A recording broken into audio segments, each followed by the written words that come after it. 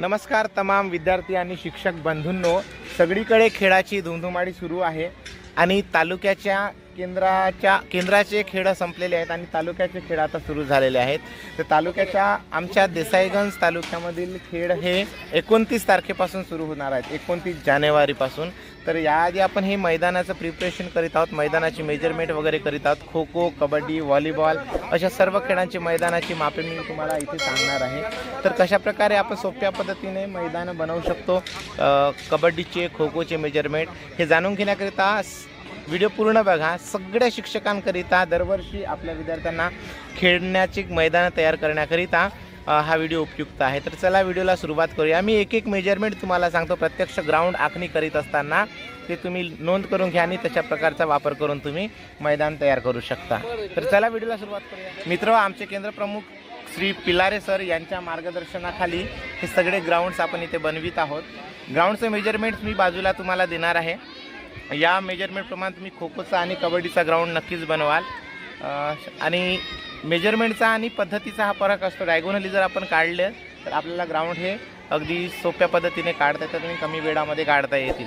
मित्र हो, प्रश्न हा नाही ग्राउंड तर तुम्ही बनवूनच घ्याल, पण बाकीचं सुशोभीकरण आम्ही काय करत आहोत हे सुद्धा बघून घ्या, जेणेकरून तालुक्याचे खेळसुद्धा किती छान रीतीने आम्ही इथे आयोजन करीत आहोत। सेंटर पॉईंट काढत आहोत आपण। या खुंट जिथे काढतो आपण त्या पलीकडे ताटपलान सर आहेत आणि इथून मी पकडतो आणि पिलारे सर आमचे हे सेंटर पॉईंट काढून देत आहेत। सेंटर पॉईंट काढत असताना खुंट ही या पाठीच्या बाहेर आपण देत असतो, कारण जेणेकरून फाऊल टाळता यावे याकरिता विद्यार्थी पाय मारून सुद्धा खो खो त्या खुंटाला जाऊ शकतो।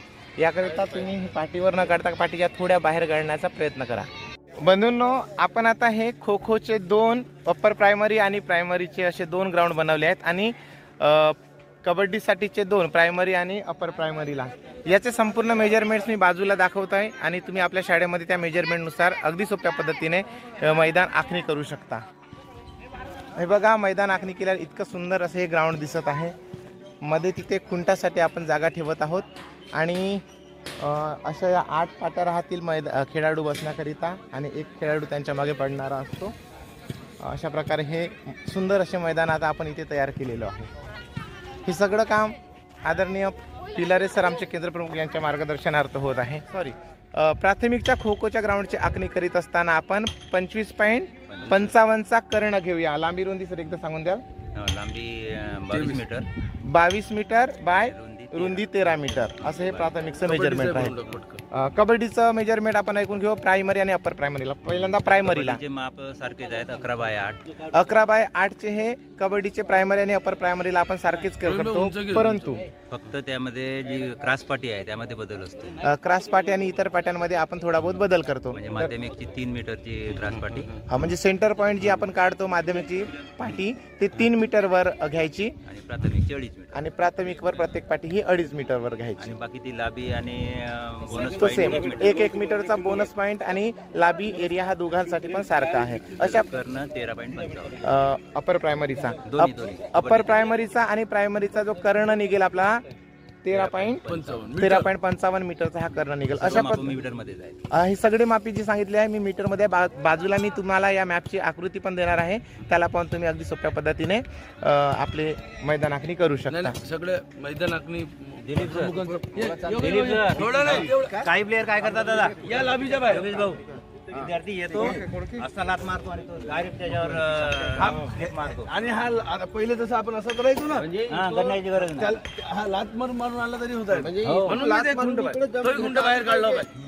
भाऊ आमची टीम आहे बरं, हो फरक पडली दादा, काहीच नाही झालं बाबू। थोडा मागे घेऊन घेतो थोडस।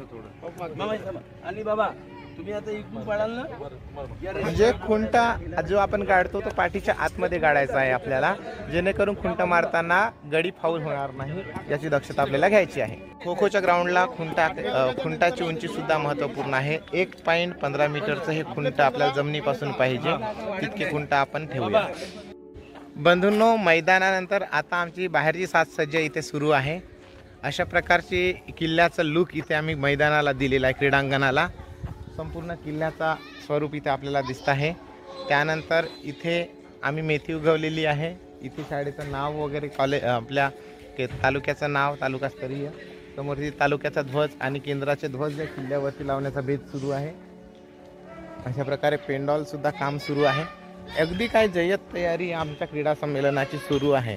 तुम्ही जास्तीत जास्त आपल्या चॅनलशी जोडून राहा, जास्तीत जास्त लोकांना शेअर करा आणि हे संपूर्ण खेळाचा आस्वाद तुम्ही आपल्या चॅनलवर तो घेऊ शकता. तर चला परत भेटूया अशाच एका सुंदरशा व्हिडिओसोबत.